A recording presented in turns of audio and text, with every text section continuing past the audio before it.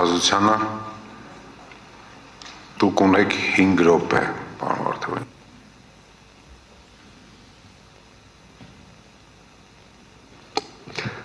Շնորհակալ եմ, հարցադրումը հետևյալն է, այսինքն միասնության թևերի կողմից հրապարակվել էր 2 ձայնագրություն։ Մեկ ձայնագրությունը բովանդակությունից պարզ էր, որ կարծես կրթական հաստատության ղեկավար կազմի ներկայացուցիչներ խոսում էին քաղաքացիական պայմանագիր կուսակցության հավաքին մասնակցելու եւ այլն, այնուհետեւ երկրորդ ձայնագրությունն էլ էր հրապարակվել։ Խնդրում եմ ասել, դրա վերաբերյալ նախաձեռնված քրեական վարույթ կա թե ոչ։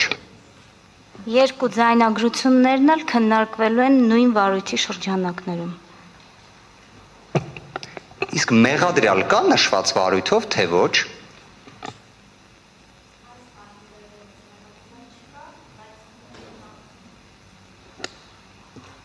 Այսինքն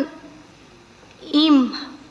վերլուծած վերջին տվյալներով մեղադրյալ չկա, բայց ես 3 օր արդեն սահմանադրական դատարանում եմ, միգուցե կա։ Գործընկերները հուշում են, որ մայիս ամսվա ընթացքում էր հրապարակվել նշված ձայնագրությունը, այնուհետև անկեղծորեն սա չեմ կարող չհարցնել, որտեղ երկրորդ ձայնագրությունը ի վերջո իրավական քրեադատավարական տեսանկյունից նայենք դասական իմաստով խոչընդոտելու ռիսկի փաստական տվյալներ, որտեղ կրթական հաստատության ենթադրաբար ղեկավարը ասում է այդ ով է փոխանցել իմ ձայնային հաղորդագրությունը միասնության թևերին։ Հիմա ես ճիշտ եմ հասկանում, որ մենք 2026 թվականի հունիսի 28-ի դրությամբ դեռ չունենք մեղադրյալ։ Վարույթը նախաձեռնվել է 236-րդ հոդվածի հատկանիշներով, այսինքն հավաքին օրինական հավաքին մասնակցելուն, հարկադրելու, նյութապես շահագրգռելու հանցակազմի մնացած տարերը չասեմ, այդ հանցակազմով։ Ինքը քրեական վարույթը ունի լայն քննչական գործողություններ կատարելու, ապացուցողական գործողություններ կատարելու անհրաժեշտություն, որովհետև դա վերաբերվում է մի հանցակազմի, անձը կարող է գտնվել իր կամքով որևէ հավաքի, բայց քննության խնդիրն է հաստատել անձը իր կամքով է գտնվել այդ հավաքին, նրան հարկադրել են, նյութապես շահագրգռել են, շանտաժ են ենթարկել, թե անձը հավաքին գտնվել է, որովհետև ցանկացել է մասնակցել այդ հավաքին, լսել երաժշտություն, լսել համերգ եւ այլն։ Դրա համար մեծածավալ աշխատանք է նաև ապացուցողական առումով լսել հավաքին մասնակցած բոլոր աշակերտներին, վերլուծել։ Տիկին գլխավոր դատախազի տեղակալ, ես ճիշտն ասած հաշվի առնելով, որ նաև տեղեկացված եմ, որ ուժեղ Հայաստան կուսակցությունների դաշինքի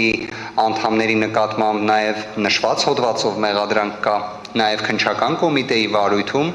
այնպես է ստացվել, որ ձեր նկարագրած լայնածավալ վարույթային գործողությունները չեն կատարվել,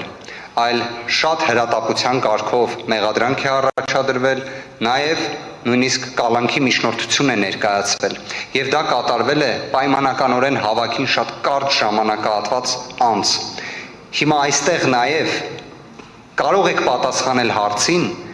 պայմանականորեն ես որպես ոչ անաչառ դիտորդ Քավլիցի, բայց անաչառ դիտորդը ինչպես կարող է ձևավորել իր կարծիքը, երբ մեկ դեպքում կա 2 ձայնագրություն, որից մեկում ակնհայտ է խոչընդոտելու ռիսկը։ Ես դատախազ չեմ աշխատել, բայց ամեն դեպքում այդ խոչընդոտելու ռիսկի փաստարկված տվյալը, որ որպես փաստաբան գործունեություն իրականացնելու ընթացքում երբեք չեմ տեսել, այդտեղ տեսնում եմ, բայց նույնիսկ մեղադրանք չկա։ Բայց հակառակ դեպքում, երբ այդ չի վերաբերում քաղաքացիական պայմանագրին, դրա դինամիկան լրիվ այլ է։ Այս մասով ձեր պատասխանը որը կլինի, որ մեր պնդումը ինչ որ կերպ, այսպես ասած, փորձ արվի հերքելու, որտեղ այո մեր պնդումը այն է, որ քրեադատավարական, քրեաիրավական իրավապահ մարմինների գործիքակազմը որպես զենք օգտագործվել է ընդդիմադիր հայացքներ ունեցողների դեմ եւ հավասարությունը չի պահվել որևէ կերպ նույն օրինակ քաղաքացիական պայմանագրին վերաբերող դեպքերում։ Ձեր պնդումը, հարգելի դիմող, հաստատապես հերքվում է։ Ձեր պնդումը հերքվում է ոչ միայն հավաքներին մասնակցելու, այլ նաև ատելության խոսքի, հաղորդումների ընթացքից ելնելով։ Մենք ունեցել ենք տարբեր քաղաքական ուժերի կողմից ներկայացված դիմումներ, այդ թվում դիմում, որ քաղաքացիական պայմանագիր կուսակցության, որովհետև այդ հարցը անընդհատ քննարկվում էր, ատելության խոսքի հաղորդում, վերաբերյալ հաղորդում, որով նույնպես վարույթ չի նախաձեռնվել, որովհետև չեն գտնվել հանգամանք հատկանիշներ հանցագործության տարեր պարունակող եւ տարբերակված մոտեցում երբևէ չի դրսևորվել։ Կներեք, բայց ես չեմ կարող չասել, որտեղ ատելության Պարոն Վարդանյան, վերջի հարցի հնարավորությունը ունեք։ Եթե գուցե կարող ենք երկու հարցը ձևակերպել, թե հենց մեկ բարձր դատարան։ Եթե հնարավոր լիներ, որ վերջին հարցը տայի գլխավոր Եթե կարճ են այդ երկու հարցերը ձևակերպելու համար։ Միանշանակ։ Հաշվի առնելով, որ հաղորդումը ատելության խոսքի վերաբերյալ ես էի տվել, ես համոզված կարող եմ պնդել, դուք համեմատական, իդենտիկ կներեք, որ դա ասում եմ։ Պարոն Վարդանյան, դուք իմ արձագանքում եք խոսքին, հարցը ձևակերպեք։ Կարող եք ասել այդ իդենտիկ համարժեքը, որտեղ ատելության խոսքը քաղաքացիական պայմանագրի կողմից ես էի հաղորդումը տվել։ Այդ մյուս դեպքը, որը նկարագրեցիք, փաստական տվյալը կվկայակոչեք, համարժեք է եղել այն բառամթերքին, որը եղել է այն հաղորդման մեջ, որը ես էի տվել։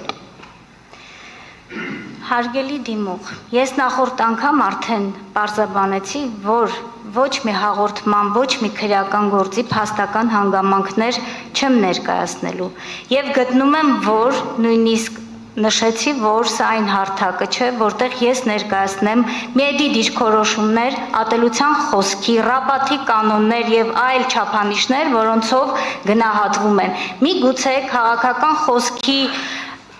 կոռեկտության սահմաններն անցել են, որովհետև ես հստակ կարող եմ, դուք խոսում եք դրանց մասին, բայց դրանք հանցագործության հատկանիշներ պարունակող հաղորդումներ չեն եղել։ Այդ հաղորդման վերաբերյալ կայացվել է դատական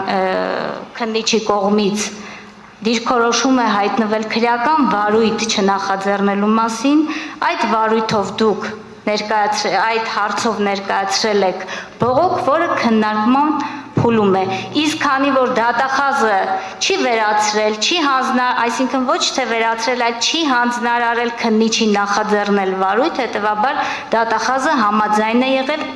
քննիչի դիրքորոշումների հետ։